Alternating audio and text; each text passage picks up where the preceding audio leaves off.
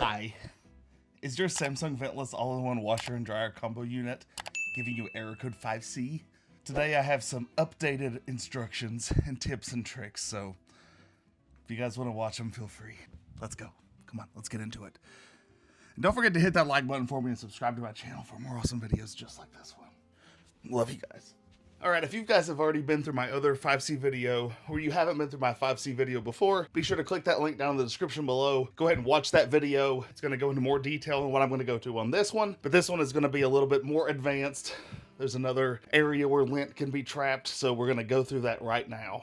Okay, I'm going to briefly walk through the rest of it, like cleaning the air out, but I'm not going to explain it, so watch that video. Here we go.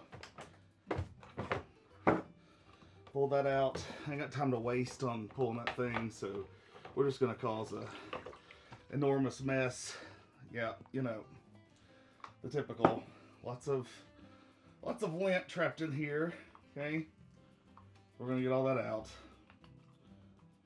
Now, this is like, I've owned this machine a year and a half. Almost, yeah, right at a year and a half. And I think this is the third, maybe fourth time I've had to do this. It's really not that big of a deal, at least not to me, but it could be for the average everyday consumer. So if you're looking to buy one of these, just know that this could be something that you may have to do occasionally. All right. I don't know what that thing was. Okay. Alright, so there's no more lint, but man, there's some like, oh no. There is a gold chain. There's part of a gold chain. Our problems may be bigger than we thought.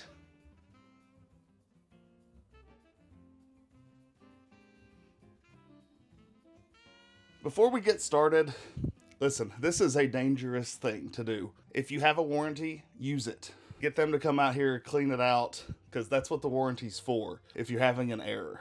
This thing weighs about 300 pounds, give or take, and if you don't have it secured properly and you're underneath it, guess what? It's not going to be a good day. So don't do this at my advice. Do this on your own accord. I'm not responsible if the thing falls on you, okay? So you need to like keep it propped up securely, safely, and use your own best judgment, and you know, you assume all responsibility. I hate to say that, but it is what it is.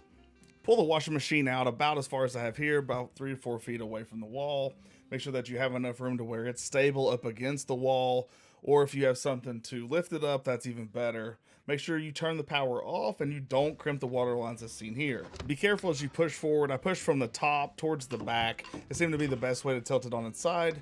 As you get it up and you get it secured and it's not going to fall on you, make sure that you look for that black hose right in the dead center of the machine. That's what we're looking for. Now, I'm kind of stupid sometimes, but go ahead and grab your 10mm socket. You can either use an impact like I have, or you could just use a regular wrench. It does have a Phillips head screw on it, but I recommend a socket for this one. It is fully tight. You're going to loosen it, and when you loosen it, it's going to bring that screw out and loosen the whole mechanism. As you can see here, the bell and clamp wire, it actually just popped off because I loosened it too far and it came all the way apart. Do not loosen it all the way. About halfway is good. But if yours does come apart, I have a section at the end of this video that shows the whole thing. So be sure you watch all the way through to get to that point. So it'll show you how to put it back together. Now, you're probably going to have a lot of lint. If you've already cleaned out every other area, you're probably going to have a lot of lint in there. Just be sure to try to get all of the lint out from that area. I didn't have lint in here, but you probably will. And in case you were wondering what's up in there, I went ahead and took my GoPro and just shoved it up inside that hole. That way we could see if there's any other lint hanging out up in there, and also to give you guys an idea of what to expect and what to find. Be sure you're running the product care cycle regularly to help prevent these problems from happening in the future. Link to washing machine cleaner in the description below. And you make sure that there's no lint stuck up into the machine and in the tube. Go ahead and put your hose clamp back on if it came off. if it came apart, stay tuned to the end of the video. Make sure you watch that as well. If you have a major blockage, you may want to check this hose all the way from end to end. It is just has a little hose clamp at the other end of it. And of course, there's the small one that you see right here that you'll have to take off as well, but that's pretty simple, so I didn't include it in the video. When you're putting the hose back on, make sure it is all the way flush to the base of the machine. I had this one halfway tight and halfway loose, like right in the middle, and it wasn't loose enough to fit it over the lip. So make sure that it's all the way loose. Don't take it all the way apart. Just be really careful whenever you loosen it. And then fit the hose over top of that lip. Make sure it's all flush all the way around, and then you can put it back on, and then you can tighten it up. I'm just going to go ahead and include some extra footage here of actually loosening and tightening this bracket. That way you could see for yourself what it does before you get in there and you take it apart, because if you loosen it all the way, it will come flying apart and things will go everywhere, and it is a pain to put this back together.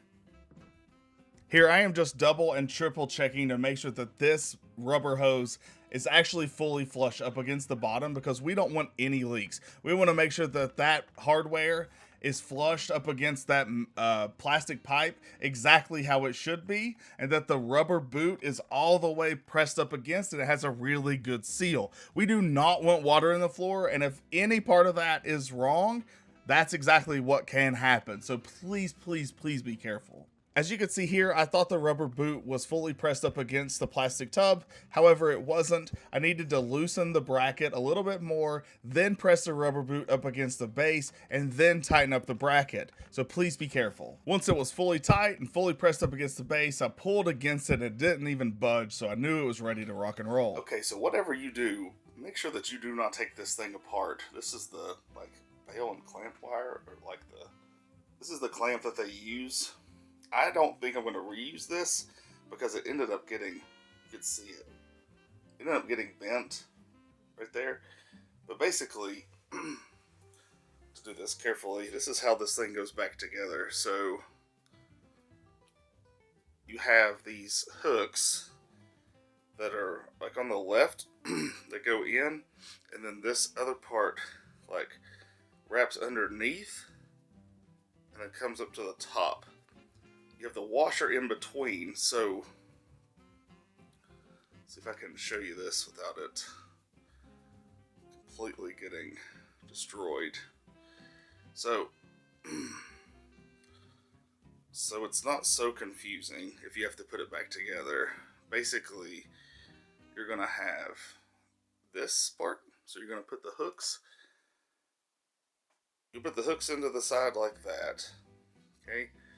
And then you got your washer. See how the bolt goes in, okay? Then you're going to take this washer, lock washer, and notice on it there's these little grips.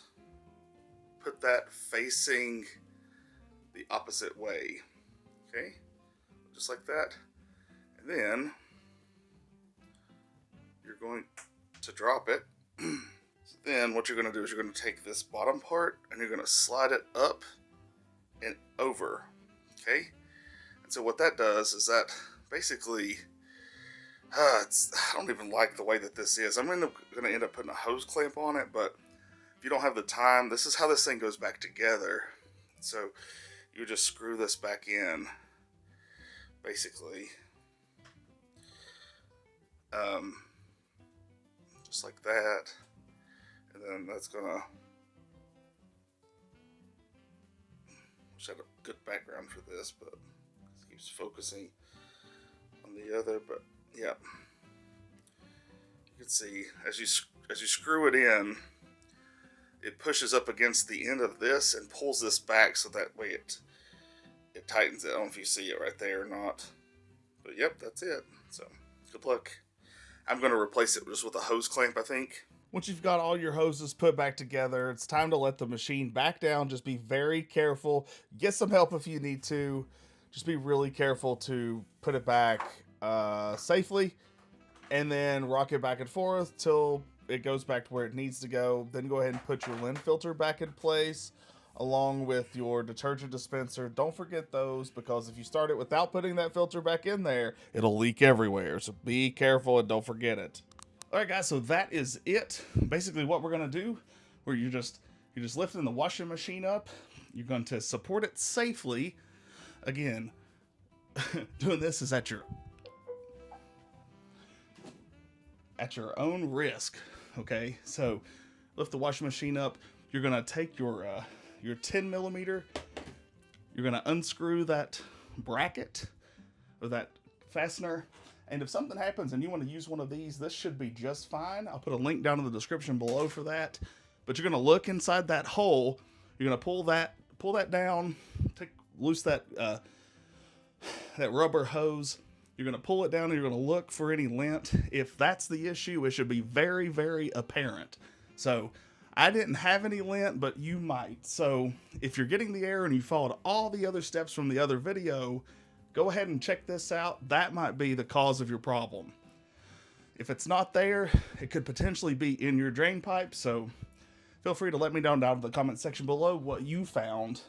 And I hope you guys have a blessed day. Thank you guys so much. Love each and every one of you. God bless. Take care.